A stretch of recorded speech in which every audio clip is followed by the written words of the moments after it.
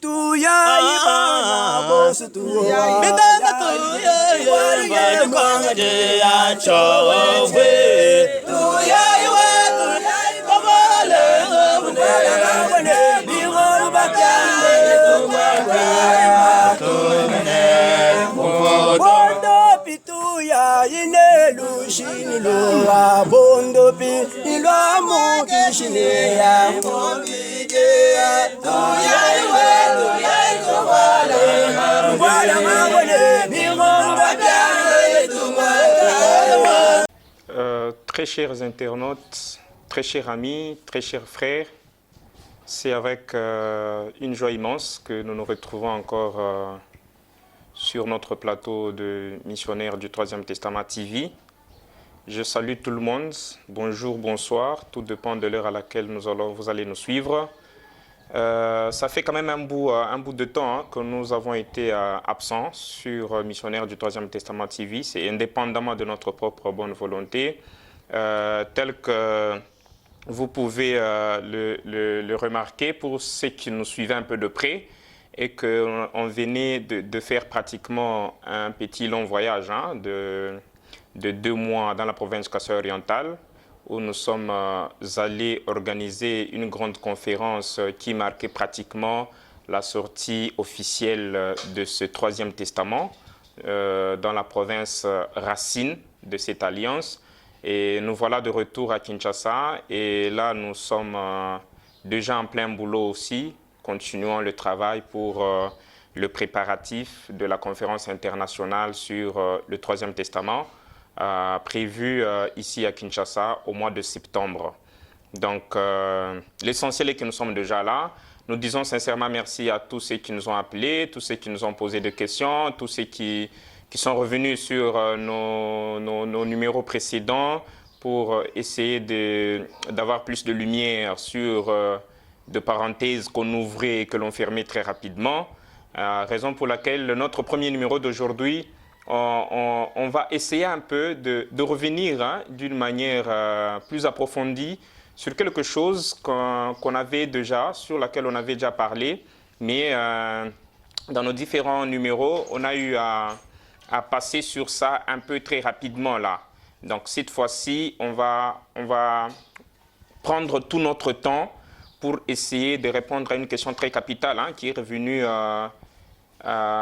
auprès de plusieurs de nos internautes. La principale, c'était laquelle ils semblent être convaincus du Troisième Testament, de l'avènement d'une troisième alliance, mais d'un côté, bon, ils se sentent un peu déséquilibrés par rapport aux preuves d'authenticité du Troisième Testament que nous sommes en train de donner.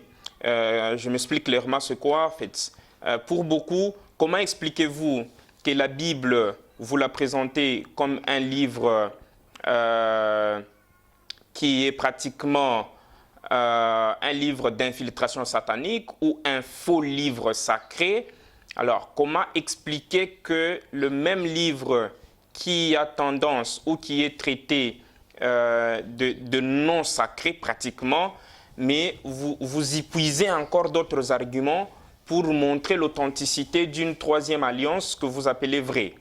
Donc, on va essayer un peu comme numéro introductif de notre retour, essayer d'éclaircir cet aspect de choses. C'est pourquoi nous nommons déjà notre premier numéro de retour. Pourquoi l'avènement d'un Troisième Testament fut-il soigneusement caché? Bible, Mbidise et autres livres de révélation sur table. La Mbidise, c'est pratiquement le nom que nous donnons au livre sacré du Troisième Testament. Bible, Mbidise et autres livres sur table, on va essayer de montrer ou d'expliquer comment est-ce que ou pourquoi l'avènement de ce Troisième Testament devait être ou était soigneusement caché.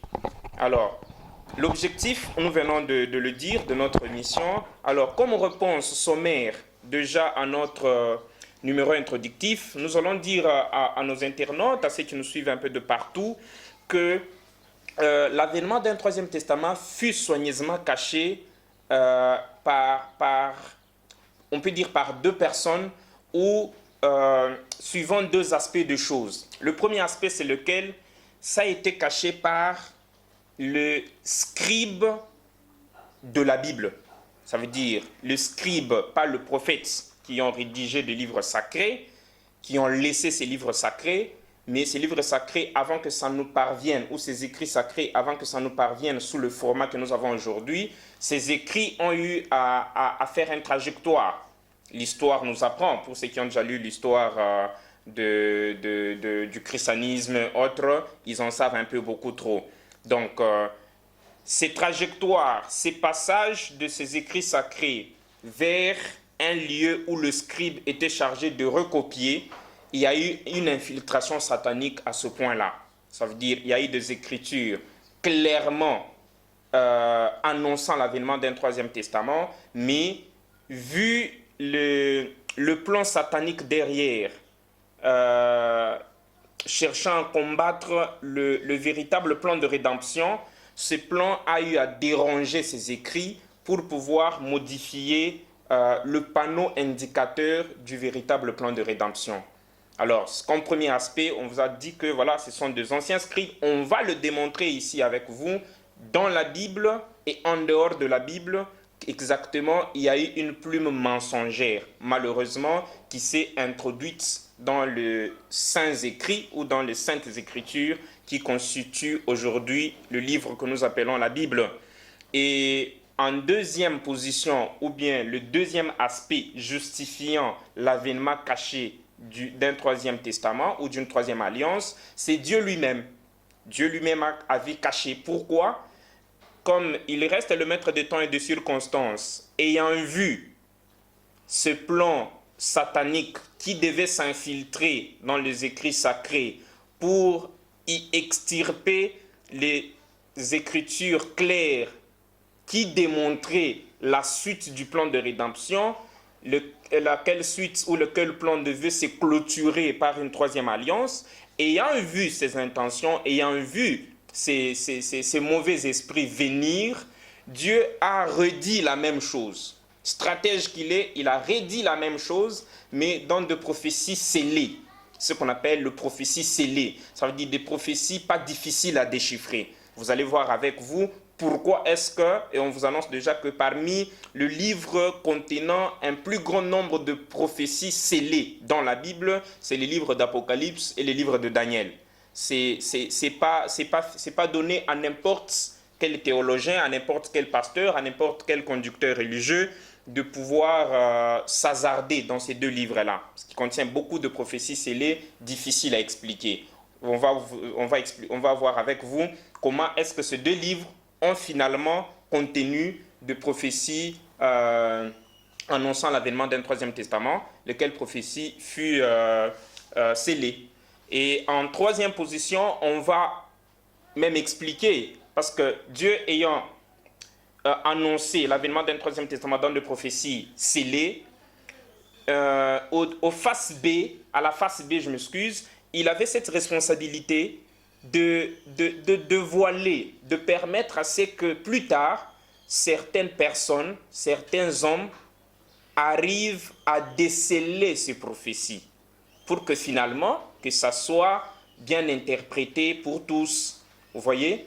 Et à un autre aspect, on va même vous démontrer, comme la vérité, on ne la cache pas pour toujours. La vérité, elle dérange toujours quand elle est cachée. Elle cherche toujours à être connue. Elle cherche toujours à être submergée. Et vous allez voir que plus tard, les descendants de ces faux scribes qui ont falsifié la Bible, ces descendants ont eu finalement, à un moment, à un temps ou à un autre, à tenter de dévoiler encore ces secrets, mais sous des termes un peu encore voilés.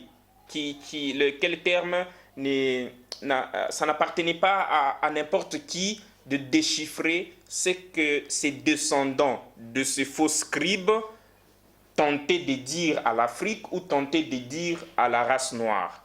Voilà un peu la quintessence de notre numéro introductif, notre numéro retour. sur Missionnaire du Troisième Testament TV. Donc, sans plus tarder, nous commençons, tel qu'on vous l'a dit.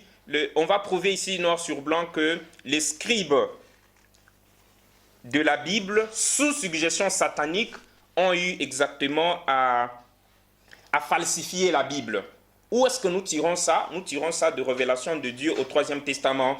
Il nous révèle que la Bible était initialement l'ensemble des écrits sacrés. Celui qui a conclu Dieu, qui a conclu la première alliance, qui a conclu la deuxième alliance, parce que son plan de rédemption prévoyait 3 écoles ou 3 alliances. Et les 2 premières alliances sont exactement vraies.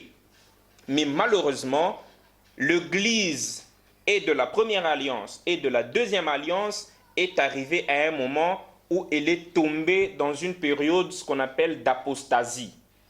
Or, pour ceux qui connaissent très bien l'apostasie, elle est beaucoup plus caractérisée par le sacrifice de sang humain. On a vu avec vous de croisades, de guerres impossibles qu'on a nommées entre guillemets de guerres saintes, mais qui n'étaient que les conséquences ou les caractéristiques démontrant que l'Église s'est retrouvée déjà dans l'état d'apostasie. Et la deuxième grande caractéristique d'une Église apostate ou d'une Église qui se retrouve déjà dans la période d'apostasie, c'est quoi? C'est la falsification de Saintes Écritures. Parce qu'une fois on est dans l'apostasie, l'apostasie veut dire quoi? Ce qui arrive quand l'Église abandonne le vrai évangile et fabrique un faux évangile en falsifiant le premier. Et cette falsification de Saintes Écritures s'est faite à 2 niveaux, par torsion et par troncature. Ça veut dire, dans la falsification, il y a la torsion, il y a la troncature. Et par la torsion, c'est quoi? On déforme une vérité en donnant une fausseté.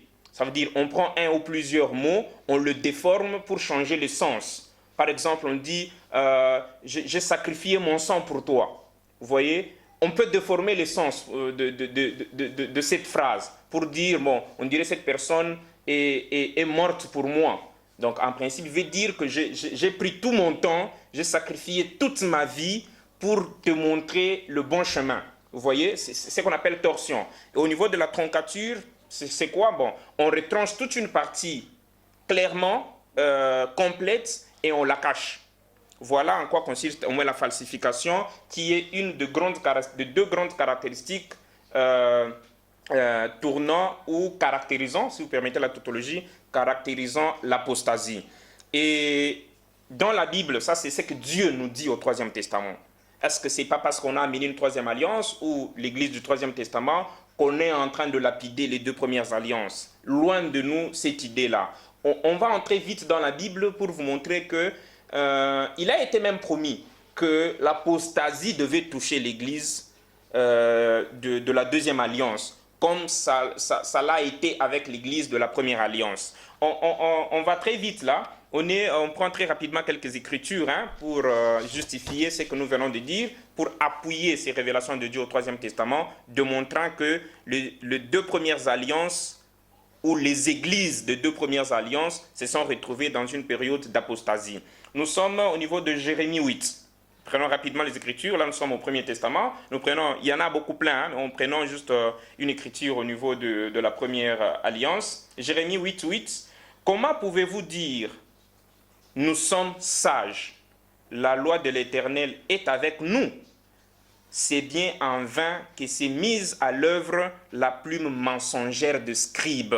Voyez-vous, ça veut dire dès la première alliance, il y avait déjà des tentatives d'infiltration de la plume mensongère dans les écrits saints ou dans les écrits sacrés. Si vous voulez continuer, vous pouvez prendre Deutéronome 31, 16. Pour faute de temps, on ne va pas lire. Nous passons directement dans la 2e alliance. On peut prendre 2 Thessaloniciens 2. On va lire le premier verset, le 3e et le 7e verset pour mieux ressortir le message. 2 Thessaloniciens 2, 1, 3 et 7. Pour ce qui concerne l'avènement de notre Seigneur Jésus-Christ et notre réunion avec lui, nous vous prions, frères, que personne ne vous séduise d'aucune manière, car il faut que l'apostasie soit arrivée auparavant et que l'on ait vu paraître l'homme du péché, le fils de la perdition. Car le mystère de l'iniquité agit déjà. Voyez-vous? Donc, le mystère de l'iniquité agissait déjà et qu'il y avait une promesse prophétique démontrant qu'avant le retour de Christ, que beaucoup confondent avec Jésus-Christ, on a déjà pris beaucoup de temps de nous expliquer sur ça, qu'il y a une différence entre Jésus et Christ. Quand Christ s'est manifesté dans l'homme Jésus, c'est ce qui a fait de lui Jésus-Christ. Ce n'est pas à l'ordre du jour. Alors, il y avait déjà le ministère de l'iniquité qui était déjà en action et il y avait promesse que l'Église devait se retrouver dans l'apostasie. C'est clairement défini en 2 Thessaloniciens 2, 1, 3 et 7. Deuxième écriture, en passant, nous prenons Actes des Apôtres 20, 29 à 30. Qu'est-ce que cette écriture nous dit? Je sais qu'il s'introduira parmi vous. Encore une promesse. Je sais qu'il s'introduira parmi vous après mon départ. Voyez-vous, de loups cruels qui n'épargneront pas le troupeau, et qu'il s'élèvera du milieu de vous des hommes qui enseigneront des choses pernicieuses pour entraîner les disciples après eux. Ça veut dire, après Jésus-Christ, après ses vrais disciples contemporains, laissant les écrits sacrés sur table, il devait s'introduire dans ces écrits sacrés de loups qui devaient finalement falsifier ces saintes écritures pour nous présenter un faux livre. Et pour terminer avec une écriture encore, il y en a beaucoup, on peut prendre 2 Timothée 4. Qu'est-ce que 2 Timothée 4 nous dit? 2 Timothée 4, on prend le 3e et le 4e verset. Car il viendra un temps où les hommes ne supporteront pas la sainte doctrine. Comment pouvez-vous que les hommes puissent supporter encore la sainte doctrine au moment où ces hommes s'est retrouvés déjà dans l'état d'apostasie qui a été promise, l'état qui a été promis tel que nous venons de le démontrer dans la Bible. Alors, ils ne supporteront pas la sainte doctrine, mais ayant la démangeaison d'entendre des choses agréables, ils se donneront une foule de docteurs selon leurs propres désirs, détourneront l'oreille de la vérité et tourneront vers les fables. Vous voyez, c'est pratiquement de manière ramassée. Vous pouvez encore lire Galates 1, 6, 8 pour compléter encore. Vous verrez que ce sont des écritures bibliques qui nous montrent exactement qu'il y avait une promesse de voir l'Église et de la première alliance et de la deuxième alliance tomber dans l'apostasie. Donc, ce sont juste des écritures qui étayaient, qui justifiaient, qui illustraient, qui démontraient la révélation de Dieu au Troisième Testament, nous montrant que les deux alliances sont vraies, mais malheureusement, elles sont victimes d'une infiltration satanique. Pour clôturer avec des écritures montrant exactement cet état d'apostasie, là, nous venons de montrer au Troisième Testament la révélation, nous venons de montrer quelques écritures dans la Bible. Nous prenons avec vous maintenant une écriture, c'est pour Joseph Smith, c'est pour nos frères de l'Église, le Saint de dernier jour. Nous sommes au niveau de 1 Néphi 13, 24 jusqu'à 27. Et on va prendre la dernière partie du verset 28. 1 Néphi 24. Excusez, on est là bientôt déjà.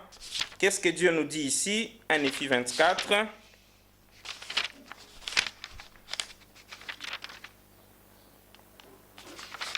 Je m'excuse, on est là. 1 Néphi 24. Nous commençons au niveau du 24e verset. Et l'ange du Seigneur me dit, tu as vu que le livre est sorti. La rédaction du livre, d'après le texte, d'après l'introduction du livre, c'est un livre où ce sont des révélations qui datent de 600 ans avant la naissance même de Jésus-Christ. Donc 600 ans, Dieu aurait déjà révélé à Joseph Smith, ou aurait déjà révélé que les saintes écritures qui devaient venir avec Jésus et ses disciples devaient être victimes d'une infiltration satanique. Donc nous lisons, et l'ange du Seigneur me dit, tu as vu que le livre est sorti de la bouche d'un juif, et lorsqu'il est sorti de la bouche du juif, il contenait dans sa clarté l'évangile du Seigneur, et de qui les 12 apôtres rendent témoignage, et ils rendent témoignage selon la vérité qui est un agneau de Dieu. 25, c'est pourquoi ces choses vont des Juifs aux gentils dans toute leur pureté selon la vérité qui est en Dieu. Nous continuons à 26. Et après leur transfert de juifs aux gentils par la main de 12 apôtres de l'agneau, tu vois la fondation d'une grande et abominable église, abominable par-dessus toutes les autres églises, car voici, elle a ôté de l'évangile de l'agneau de nombreuses parties qui sont claires et extrêmement précieuses. Et elle a ôté aussi beaucoup d'alliances du Seigneur. Nous prenons la dernière partie de 27, nous prenons 27, et elle a fait tout cela pour pervertir le voie droite du Seigneur, pour rendre aveugles les yeux et endurcir le cœur des enfants des hommes. Nous prenons la dernière partie de 29, à cause de cette suppression. Écoutez, 600 ans avant même l'avènement de Jésus-Christ, à cause de cette suppression de ces choses, ôtées de l'évangile de l'agneau, un très grand nombre d'hommes trébuchent, oui, à ce point que Satan a un grand pouvoir sur eux. Donc là, c'est juste une écriture complémentaire, ajoutant à ce que Dieu nous dit au Troisième Testament et confirme dans la Bible, et voilà une écriture complémentaire. Voilà d'une façon ramassée comment on vous a prouvé que l'Église de deux premières alliances devait connaître l'état d'apostasie, et on a prouvé dans la Bible, on a prouvé en dehors de la Bible. Et la raison fondamentale, pour clôturer complètement avec ce premier point, la raison fondamentale c'est quoi? Pourquoi falsifier toutes ces histoires? On vous a dit, premier objectif, c'était falsifier le plan de rédemption. De deux, pourquoi falsifier le plan de rédemption? Parce qu'ils savaient bien qu'il ne restait qu'un point d'achèvement de ces plans, qui était quoi? La troisième et dernière alliance. Et plus, cette troisième et dernière alliance devait être conclue avec qui? Avec l'Afrique. Comme la première a été conclue avec l'Asie, la deuxième conclue avec l'Europe, la troisième devait être conclue avec la race mère de l'humanité. Alors, connaissant toute la lutte contre la connaissance de soi de l'Afrique, que l'Orient et l'Occident nous présentent chaque jour ici, on n'a pas le temps de le démontrer ici, alors on a voulu falsifier ça. Pourquoi? Pour que finalement, lorsque cet avènement, ou lorsque cette alliance verra jour, que l'homme blanc et que l'homme noir ou que l'Afrique ne puissent pas premièrement l'accepter. Et puis finalement, quand l'Afrique ou l'homme noir réfutera ou rejetera cette troisième alliance qui est propre à lui, alors cet homme noir n'aura plus finalement son identité spirituelle propre. Or, c'est l'identité spirituelle propre qui donne ce qu'on appelle l'indépendance spirituelle. Or, c'est l'indépendance spirituelle d'où découle le développement socio-économique d'un peuple. Alors, pour bloquer le développement socio-économique d'un peuple, bloquons que ce peuple n'ait pas son indépendance spirituelle propre. Or, l'indépendance spirituelle propre est donnée par une identité spirituelle propre venant d'une alliance propre. Voyez-vous? Alors, c'est ce qui justifie en passant un sol scandaleusement riche, tel que nous le connaissons, le réserve du monde, c'est le continent réserve du monde dans beaucoup de minéraux, mais regardez la vie du peuple qui y habite. C'est pour vous montrer que sans indépendance spirituelle d'abord, il n'y a pas d'indépendance politico-économique. La preuve est là. Beaucoup d'années d'indépendance, entre guillemets bien sûr, mais regardez cette médiocrité de vie qui caractérise le peuple africain. Nous venons de démontrer premièrement que voilà, l'avènement d'un troisième testament était caché. Par qui? On vient de le démontrer. Par le faux scribe, sous infiltration ou sous suggestion satanique. Nous passons, on avait dit que le deuxième aspect c'était Dieu. Dieu aussi a caché l'avènement d'un troisième testament. On s'est expliqué dès l'introduction de cette émission. Pourquoi il l'a caché? C'est pour contourner ce plan que nous venons de démontrer au premier point. Comme ces écritures seront falsifiées, je vais redire la même chose, mais dans des prophéties scellées. Première prophétie scellée, c'est quoi? Nous prenons Daniel 12, je m'excuse pour aller vite, Daniel 12, 4, 9 et 10. On va lire très rapidement. Déjà le Premier Testament, Dieu montre à Daniel une prophétie scellée. Toi, Daniel, tiens secrètes ces paroles et scelle le livre jusqu'au temps de la fin. Plusieurs alors les liront et la connaissance augmentera. Il répondit, va Daniel, car ces paroles seront tenues secrètes et scellées jusqu'au temps de la fin. Plusieurs seront purifiés, blanchis et épurés. Le méchant feront le mal et aucun de méchant ne comprendra.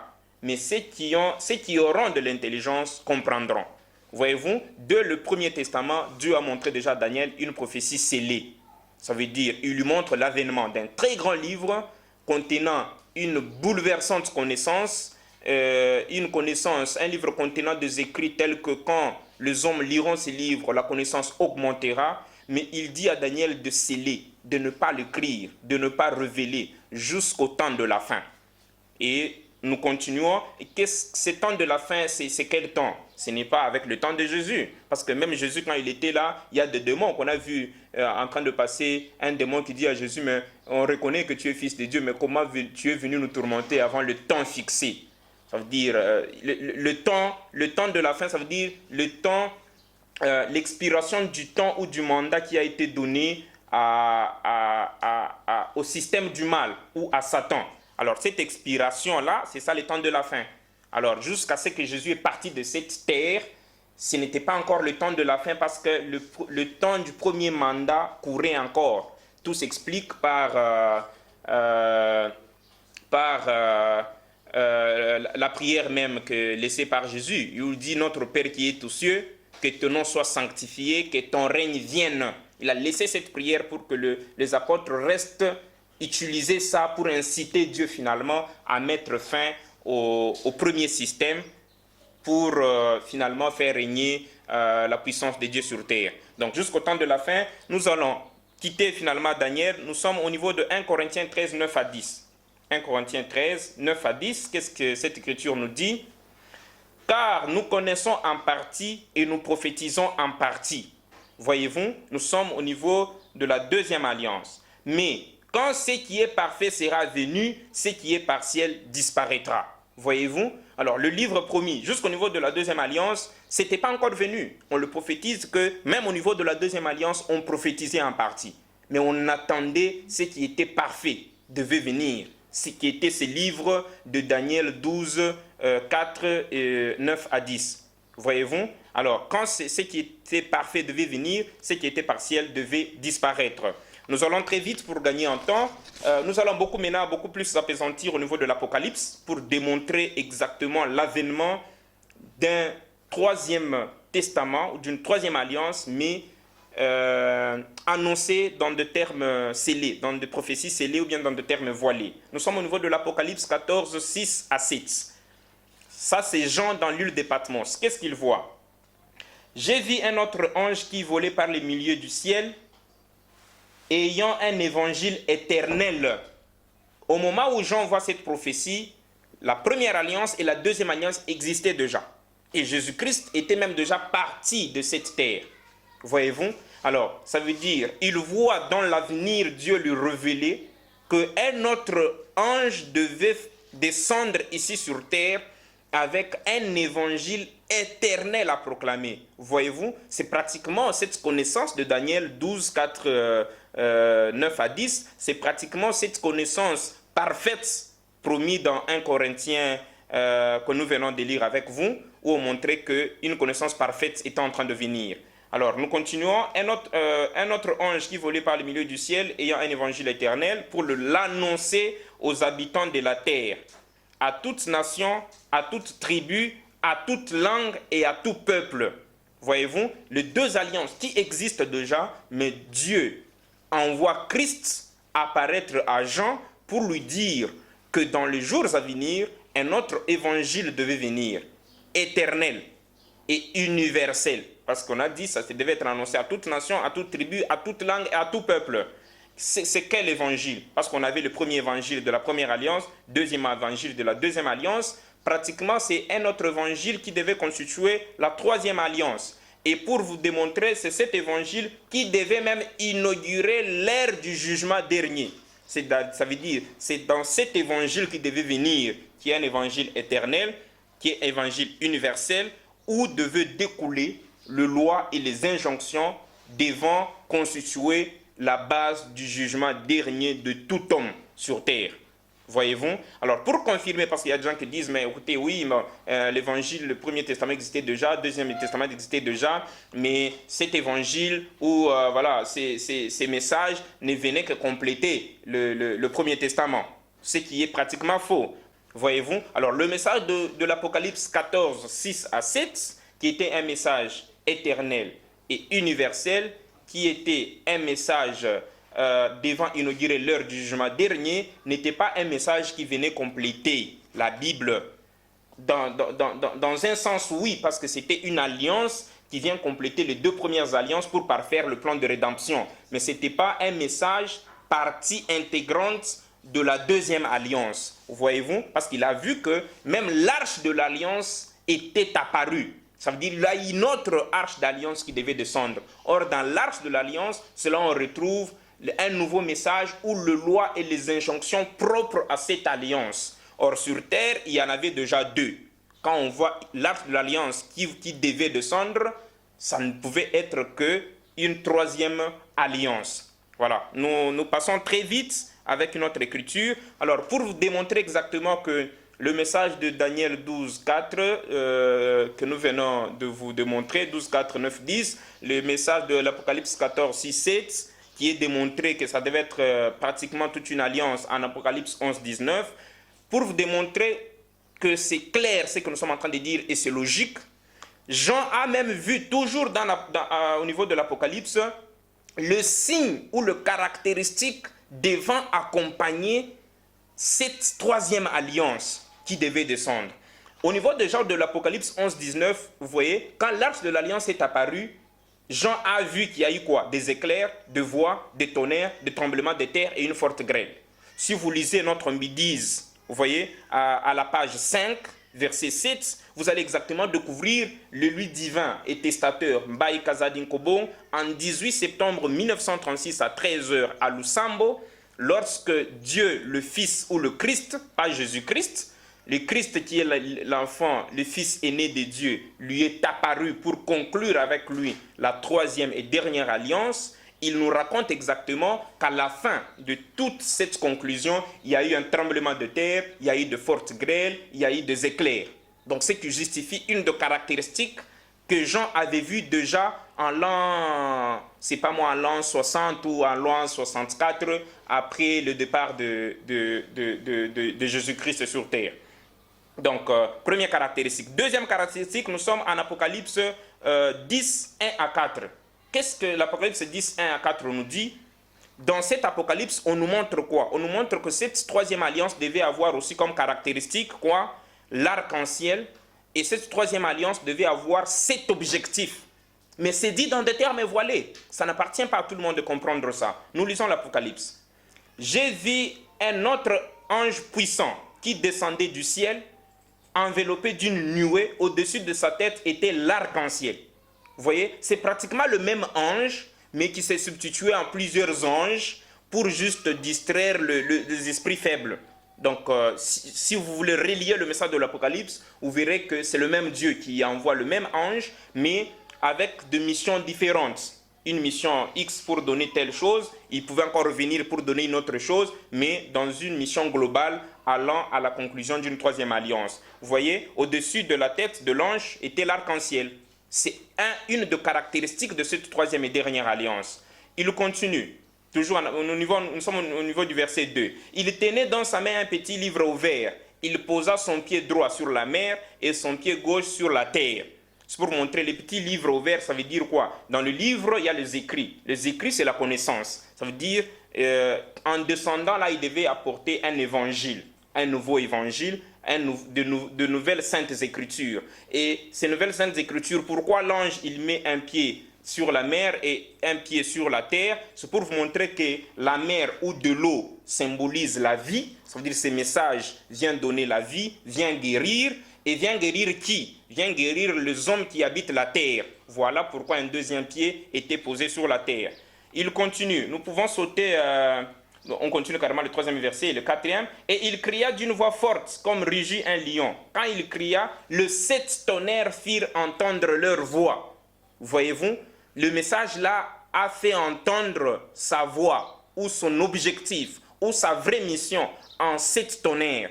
Ce n'est pas des tonnerres ordinaires. Un tonnerre ordinaire, ça ne fait qu'un bruit. Ça laisse un son et c'est tout. Tu ne peux pas comprendre ce que ce son-là veut dire. Mais ça, c'est un langage divin, un langage scellé, un langage voilé. Ces tonnerres-là, ces 7 tonnerres-là ont parlé. La preuve est le 4e verset. Et quand les 7 tonnerres eurent fait entendre leur voix, j'allais écrire. On ne peut pas écrire les bruits d'un tonnerre. Ça veut dire le tonnerre a parlé. Allait écrire, mais j'entendis du ciel une voix qui disait « Scelle ».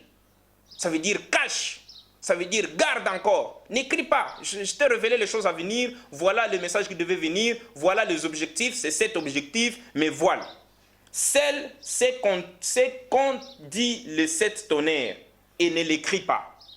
Ça veut dire, on a révélé à Jean, tel qu'on avait révélé à Daniel, on lui a révélé un grand livre d'une connaissance élevée, mais on lui a dit de sceller jusqu'au temps dernier. On est encore au niveau de l'Apocalypse même, Dieu continue toujours à sceller les choses, voyez-vous. Alors, c'est une dernière caractéristique de cette alliance. On a montré les 7 objectifs, on a montré l'arc-en-ciel. C'est pourquoi vous voyez, si vous regardez très bien ma soutane, vous y remarquerez de l'arc-en-ciel. Et si vous lisez le 3e Testament, vous remarquerez la 3e alliance est venue exactement avec 7 grands objectifs qu'on va organiser toute une émission spéciale dans les jours à venir pour expliquer de fond en comble, c'est la quintessence de ces 7 objectifs. Et dernière caractéristique, c'est quoi? Cette alliance devait donner à tout croyant de ces messages 12 récompenses. Nous lisons l'Apocalypse 22. Et il me montra un fleuve d'eau de la vie. On a montré un fleuve d'eau de la vie. C'était quoi? C'était ces messages de vie. Limpide, c'est un message clair venant de Dieu, comme du cristal. C'est limpide comme du cristal, qui sortait du trône de Dieu et de l'agneau. Ça veut dire que ces messages ne venaient que de Dieu. Ça ne pouvait venir que de Dieu. C'est un saint message, c'est un message de lumière.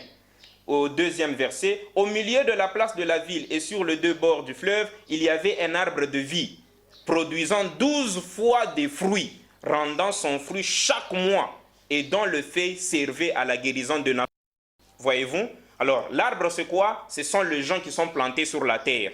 L'arbre était à côté du fleuve. Ça veut dire tout homme qui va s'approcher à côté du fleuve ou à côté de ces messages devaient entrer parce que l'arbre se fait nourrir de ce taux-là qui entre par les racines et donner de la santé aux feuilles. Alors tout homme qui devait se rapprocher de ces messages, se laisser conduire par ces messages, devait produire de fruits, 12 fruits.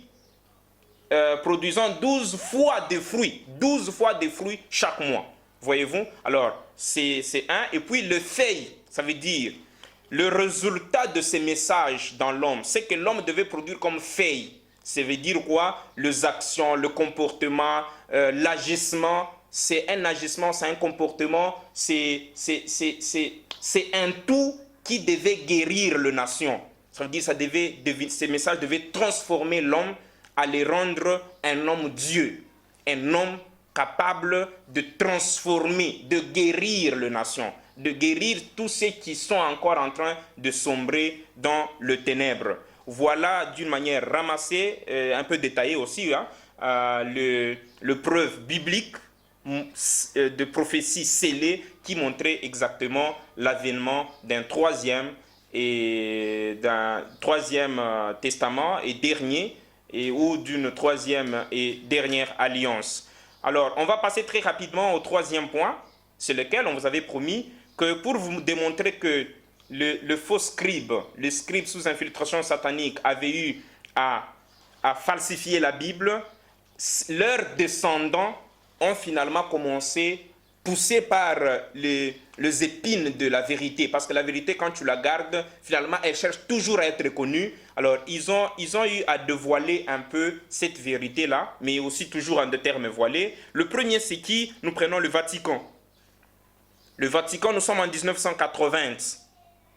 Qu'est-ce que le Vatican nous dit? Nous sommes en 1980, ce n'est pas nous qui le disons. Nous lisons un journal intitulé « Les secrets du Vatican dévoilés ». C'est un commentaire de Bavois Nelongo. Ce n'est pas nous. Et ça a été écrit. Qu'est-ce qu'il nous dit ici? Et c'est vérifiable. Hein? Tout le monde qui suit très bien l'histoire de ce continent sait reconnaître ce que Bavois Nelongo nous dit sur ces journaux. Alors, qu'est-ce qu'il nous dit? Le pape Jean-Paul II, il a fait plusieurs tours en Afrique. Finalement, en 1980, il totalisait, c'est pas moins, 8e reprise en Afrique. Et après avoir circulé dans beaucoup de pays africains, il a laissé un message. Qu'est-ce qu'il dit? C'est alors que le souverain pontife, à 8 reprises, foulera le sol africain pour réaffirmer sa foi et les orientations de l'Église dont il est le chef. Et cette première trace claire qui renseigne la conscience universelle sur le véritable sens de mission évangélique de Jean-Paul II est perceptible en 1980. En Afrique, lorsqu'il affirme publiquement devant le foule importante des fidèles au Zaïre et dans bien d'autres pays africains visités, qu'est-ce qu'il dit? Dieu est noir et que Jésus-Christ lui-même est africain. Il continue. À ce sujet, il va d'ailleurs jusqu'à insister pour que les Africains se mettent à rechercher leur authenticité. Très chers internautes, une écriture très claire, mais voilée. Qu'est-ce qu'il a voulu dire? Il n'a pas voulu dire que voilà, Dieu est noir. C'est prouvé, même au niveau du Troisième Testament, parce que je ne crois pas qu'il y a une religion au monde, une doctrine au monde, qui peut parler de l'auto-engendrement de Dieu le Père. Le Troisième Testament vous parle de l'auto-engendrement de Dieu le Père, jusqu'à démontrer comment Dieu se auto-engendrait. Et exactement, tel qu'il avait dit, créant l'homme à notre image, à notre ressemblance. Or, l'humanité reconnaît aujourd'hui que la race mère de l'humanité, c'est la race noire. Alors, si Dieu, qui a créé l'homme à l'image, à la ressemblance, a créé comme premier homme un homme noir, ça veut dire qu'il ressemblait à son père, Dieu qui l'a créé, qui était aussi noir. Ça veut dire qu'il est de la race noire. Mais malheureusement, il y a de faux esprits qui comprennent mal que Dieu a un corps. Oui, Dieu a un corps. Dieu, il est à notre image, à notre ressemblance. Mais pas le corps corruptible que nous avons aujourd'hui. Vous voyez? Et ce n'est pas un corps que n'importe quel yeux peut voir. Vous voyez? C'est comme un microbe. Sur cette table, il peut y avoir de microbes. Mais quand moi je le regarde, je ne vois pas de microbes. Je vais vous dire, les microbes sont invisibles. Mais il suffit que je prenne un microscope, ça veut dire un appareil sophistiqué, adapté à détecter ce microbe. Il va me démontrer exactement qu'il y a un microbe sur la table. Or, avant, moi, j'avais dit qu'il n'y avait pas de microbe. Ça ne veut pas dire que le microbe n'existe pas, mais ce sont mes yeux qui sont incapables de détecter ces microbes. Dieu est noir exactement, il a la peau noire. Là, nous profitons pour vous recommander la lecture de l'Ambidise. Pour ceux qui ne comprennent pas très bien le Tchouloua, parce que c'est un livre qui est encore en Tchouloua, pour souci d'authenticité d'abord, on vous recommande notre très grand livre qui sera publié au mois de septembre à la conférence internationale sur le Troisième Testament ici à Kinshasa. Ça sera intitulé « L'auto-engendrement de Dieu le Père et la véritable jeunesse de l'humanité ». En sous-titre, c'est de révélations inédites et une réécriture bouleversante de l'histoire de l'humanité. Vous allez découvrir de merveilles dans ces livres-là. Et tel que nous venons de le dire, et quand il dit, c'est même Jean-Paul II, que Jésus-Christ est africain, c'est aussi un langage. Ça ne veut pas vous dire que Jésus-Christ, que nous connaissons dans la Bible, était exactement africain. Non. Ça voulait dire que le Jésus-Christ de la Bible, ou le Christ qui était dans l'homme Jésus, était déjà de naissance en Afrique, existait déjà en Afrique, au moment où il parlait en 1980. C'est pourquoi il a dit aux Africains, recherchez votre authenticité, recherchez votre origine, comprenez que le Christ qui était en Orient, qui était en Occident, est déjà de naissance ici en Afrique. Recherchez-le. Deuxième message, toujours du pape Jean-Paul II, nous prenons un livre intitulé « Révélation sur la RD Congo ». Alors, c'est un livre publié par le Troisième Testament, ça date de février 2016, c'est publié par un pasteur chrétien, et nous sommes au niveau de la page 7. Qu'est-ce que le pape Jean-Paul II nous dit encore? 1980, page 7. Le 2 mai, le pape Jean-Paul II est arrivé à Kinshasa à 15h juste. Dans son premier sermon, il déclare: et maintenant, je me tourne tout simplement vers ces pays de la RD Congo qui est au cœur de l'Afrique et qui est le premier à m'accueillir. Ces grands pays pleins de promesses que je suis si heureux de visiter, ces pays appelés à Dieu à de grandes tâches parmi les nations, de tâches qui restent encore difficiles. Quelle est cette grande tâche auquel Dieu a appelé la République démocratique du Congo et lesquelles tâches qui restent encore difficiles? C'est très clair, il vous a dit en 1980, dans un autre pays, là nous sommes au Madagascar, si j'ai bonne mémoire, Dieu était noir et Jésus-Christ était africain. Ça veut dire que c'est Christ qui était déjà de naissance en Afrique, avait déjà un message qui devait guérir les nations. C'est une très grande tâche, difficile, mais possible parce que l'auteur de ces messages reste le maître de temps et des circonstances, le tout-puissant Dieu. Un deuxième descendant de ces scribes qui ont eu à falsifier la Bible, nous parlons du président israélien. Nous sommes en 1984, 4 ans plus tard, dans le même livre, page 6. Qu'est-ce qu'il nous est dit ici? Lors de son passage à Kinshasa, le président d'Israël, après avoir remis la Bible au président Mobutu, a déclaré ceci. C'est le président d'Israël. Au moment où nous avons encore les yeux regardés en Israël pour dire il viendra à Sion, on va aller l'accueillir là-bas. Écoute ce que le président d'Israël vient vous dire, vous le Congolais, à qui le pape a dit le Christ est déjà de naissance en Afrique. Lui, il vient 4 ans après pour vous dire ça. Monsieur le Président, toute l'histoire de mon peuple, il parle au président Mobutu. Monsieur le Président, toute l'histoire de mon peuple se trouve dans ces livres, mais il y a des passages précis qui concernent votre pays et votre peuple. Lisez ces livres attentivement, Monsieur le Président. Le Zaïre est le cœur de l'Afrique par où la lumière d'espoir partira vers d'autres nations et la lecture que l'on fera d'Israël dans un avenir proche se fera à partir du Congo. C'est clair comme message pour les gens initiés, pour les gens avec des oreilles ayant toute la matière possible. Voyez-vous? Alors c'est juste pour vous démontrer que voilà, c'était des choses cachées que les descendants de ces scribes, parce qu'au moment où nous vous parlons, toutes ces révélations, toutes ces parties retirées de Saintes Écritures, bien sûr, certaines parties ont été probablement brûlées, mais il y a une grande partie de ces écrits qui sont séquestrés quelque part. Et on a peur de rien parce qu'on est prêt d'y revenir avec tous les outils possibles pour le démontrer. La plus grande partie, pour même dire la totalité, est séquestrée dans le tiroir du Vatican. Ça veut dire le Vatican, dans les années qui sont en train de venir, va rendre compte à l'humanité pour avoir participé à ces jeux sataniques, de laisser la main satanique infiltrer les Saintes Écritures et présenter les livres que nous avons aujourd'hui, qui est pratiquement un livre poison de l'humanité, permettez le terme. Parce que d'ailleurs, on vous promet un prochain numéro, on aura pour sujet le 5 ou le 7 mensonges bibliques ayant empoisonné l'humanité. On va démontrer noir sur blanc en quoi tel aspect est mensonge et pourquoi est-ce qu'il a été inséré dans la Bible.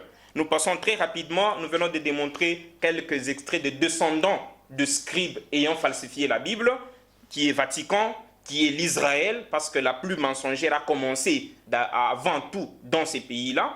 Donc, voyez, alors nous passons sans plus tarder à d'autres révélations qui ne sont pas de la Bible, pour finir, qui ne sont pas de la Bible, qui ne sont pas du Troisième Testament, mais qui prouvent exactement que non, l'Afrique, plus précisément le Congo, avait un message très important que l'humanité est en train d'attendre. On va aller très rapidement. Nous sommes en 1882.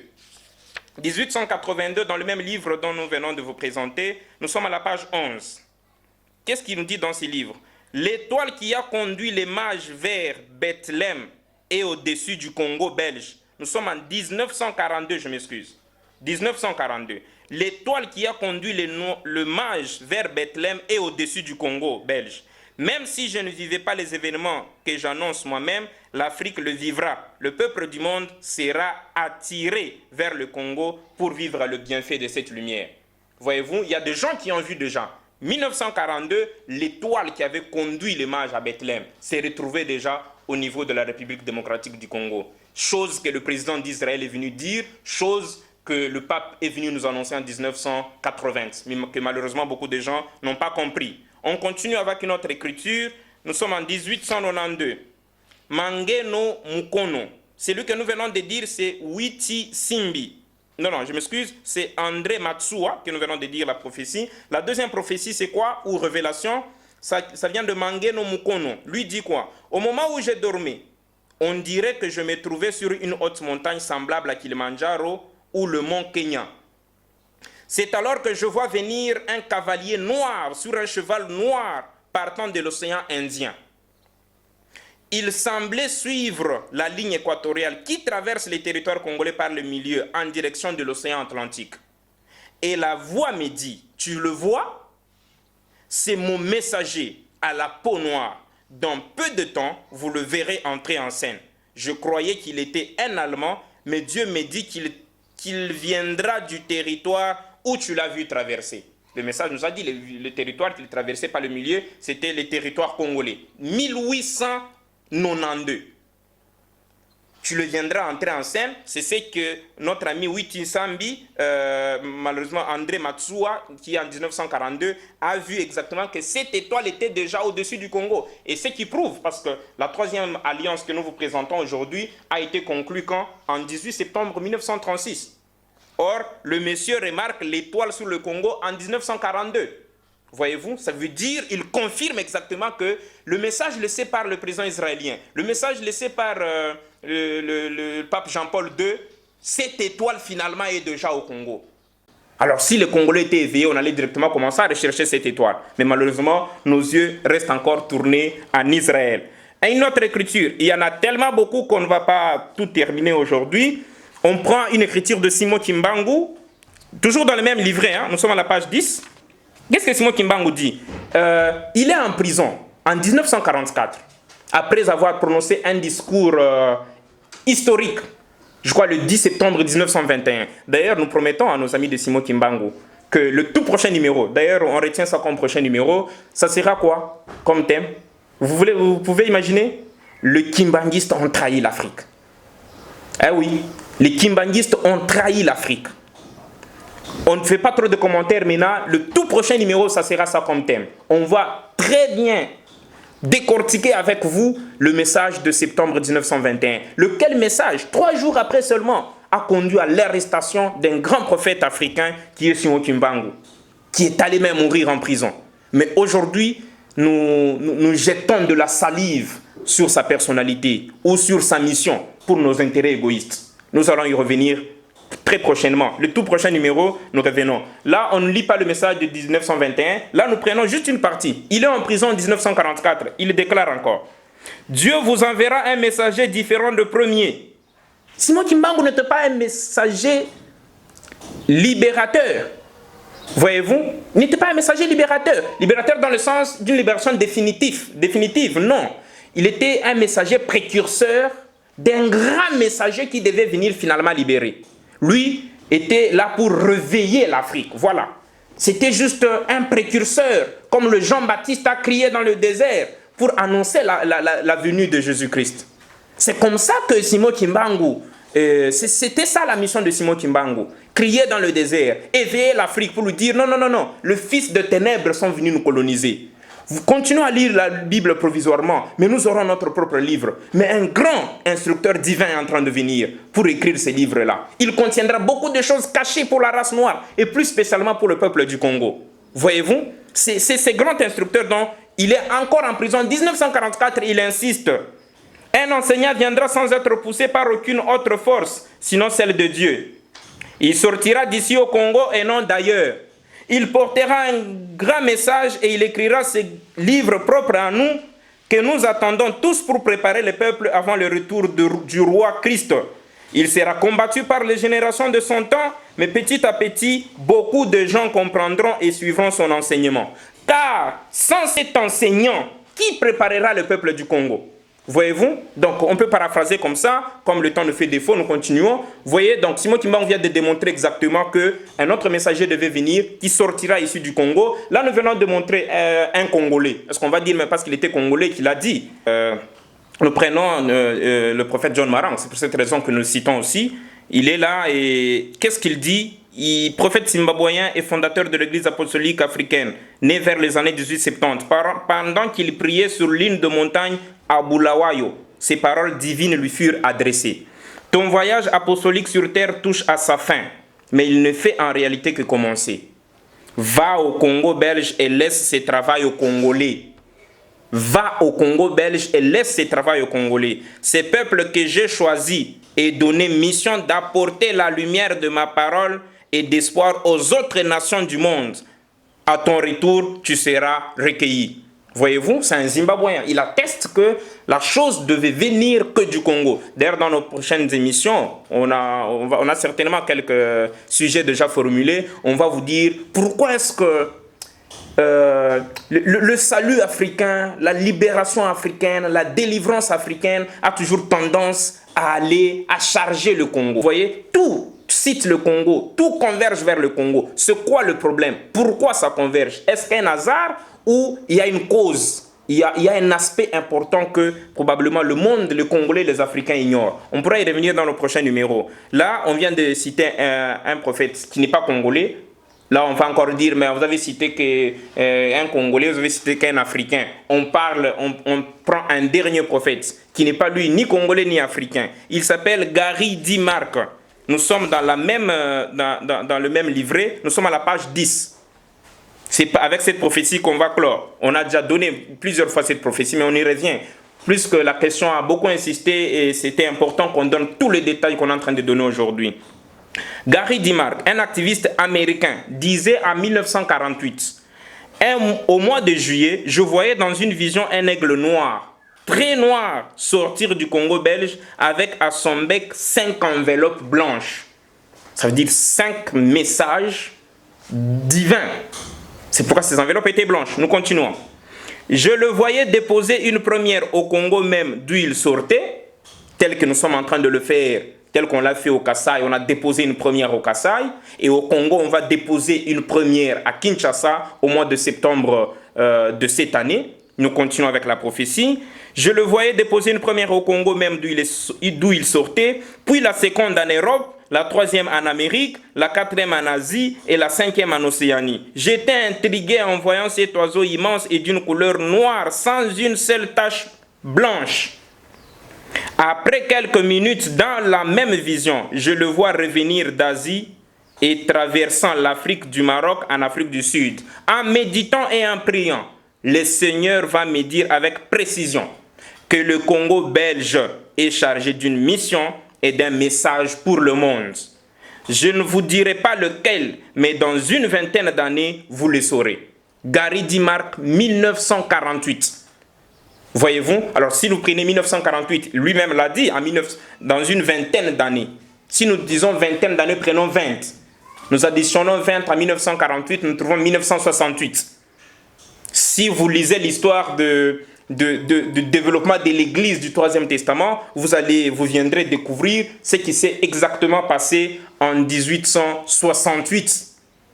Une date historique pour l'histoire de l'Église du Troisième Testament. On n'en a pas le temps ici, on passe. Très chers camarades, très chers internautes, c'est pratiquement les quelques prophéties de gens qui ne sont pas ni de Troisième Testament, qui ne sont pas dans la Bible, mais à qui, tel qu'on nous avait dit, Dieu qui avait voilé, qui avait donné l'avènement du Troisième Testament dans la Bible dans des termes voilés, n'avait qu'une responsabilité au plan B de donner un peu de lumière à certaines personnes pour déceler ces écritures ou pour voir finalement dans de visions, dans de rêves, cet avènement d'un grand message qui devait sortir du Congo. Et ces messages, c'est lequel? C'est les messages du Troisième Testament que nous vous prêchons aujourd'hui.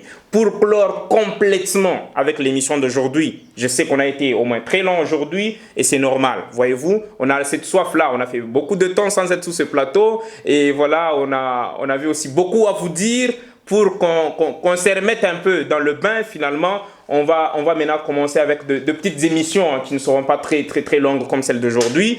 Mais avec le dernier numéro, vous savez, c'est quelle surprise qu'on va vous donner. Ça ajoute toujours dans des démonstrations qui illustrent que un Troisième Testament devait être là. Et qui nous parle maintenant cette fois-ci, c'est Michael Ivanov. C'est un Asiatique qui n'est pas ni africain ni congolais. Il dit même dans son message que il commence, vous allez vivre, vous allez donner, on ne va pas le lire, on va donner la vidéo. On va demander à notre équipe technique de nous balancer cette vidéo maintenant même là. Il s'excuse du fait de scandaliser les gens. Rien qu'en leur annonçant qu'il y avait un premier testament, il y avait un deuxième et il y en aura un troisième testament. C'est un scandale, mes amis. Et plus tard, vous verrez dans la petite vidéo qui va bientôt suivre, où Michael Ivanov, ici dans la vidéo, il est cité par Olivier Monitara dans une conférence, c'est un extrait qu'on va vous balancer. Il dit même que, il cache même une certaine partie de cette révélation ou de cette prophétie ou de cette vision, laquelle il dit, il n'est pas nécessaire pour moi de vous dire comment il sera écrit et par qui.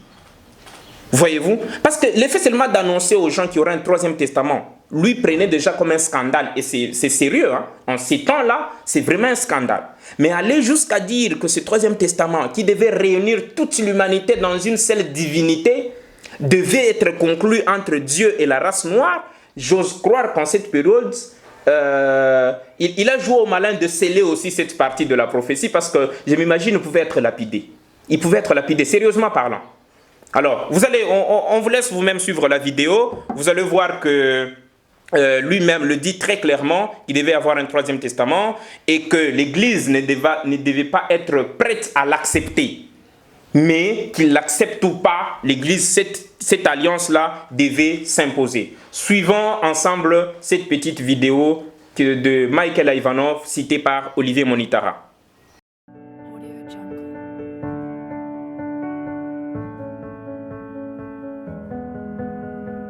Pardonnez-moi si je vous scandalise, Omram Michael Ivanov. Mais je dis qu'il y avait l'Ancien Testament, qu'il y a le Nouveau Testament et qu'il y aura un troisième testament. Il y en aura un troisième. Ouais.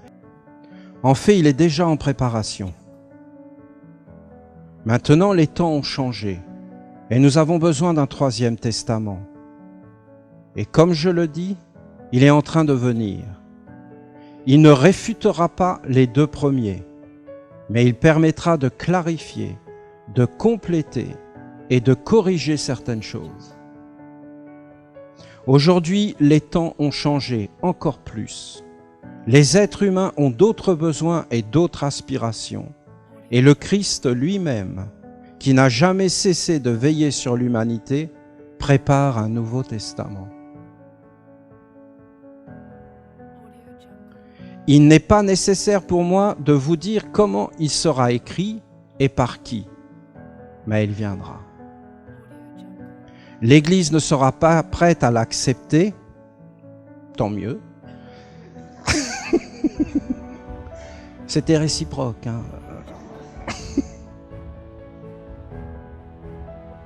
Parce que l'Église a interdit à Dieu de faire quoi que ce soit de nouveau. Non.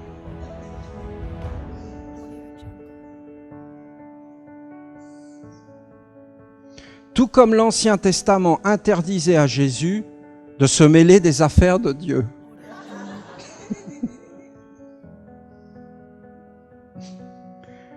Mais que l'Église l'accepte ou non, ce que je vous dis arrivera. Paru. Et là, bientôt, peut-être à Auriel, on va l'avoir vraiment. Et on va avoir tout le culte qui va avec, mais là, ça va être grand. Là, je vous dis, vous allez voir, vous allez vous mettre, vous allez prononcer les paroles, vous allez être étonnés. Vous allez être touchés, nourris, éclairés, protégés. C'est la grande puissance qui va venir chez nous. Et avec ça, vous allez pouvoir guérir, aider les autres. C'est quand même incroyable qu'un maître avait vu. Il avait vu ce qui allait arriver.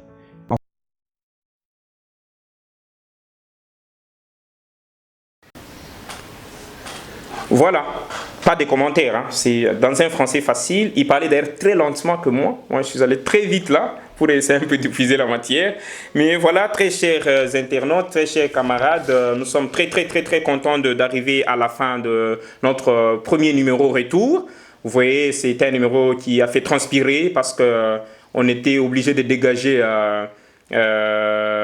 tous ces souhaits emmagasinés de vous parler pendant tous ces temps qu'on a été absent de ces plateaux de missionnaires du Troisième Testament TV. On a vu avec vous, noir sur blanc, pourquoi l'avènement du Troisième Testament était soigneusement caché. Premièrement, par le faux scribe, deuxièmement, par Dieu lui-même. On l'a démontré. Et on n'a pas besoin d'y revenir. On va complètement terminer, chers internautes, par une pensée, une réflexion d'un monsieur, un philosophe allemand du nom d'Arthur. Qu'est-ce que Arthur nous dit? C'est par là qu'on va mettre un point final à notre premier numéro ici. Toute vérité franchit 3 étapes. D'abord, elle est ridiculisée. Ensuite, elle subit une forte opposition. Puis, elle est considérée comme ayant été une évidence. Voilà le chemin que doit parcourir le Troisième Testament. Nous en sommes conscients et nous en sommes prêts. Merci encore une fois de plus. N'oubliez pas de liker nos émissions. N'oubliez pas de partager nos émissions à vos amis, connaissances et frères. N'oubliez pas d'activer notre cloche de notification pour ne pas rater nos prochaines publications. Et à très bientôt pour le prochain numéro. Bye.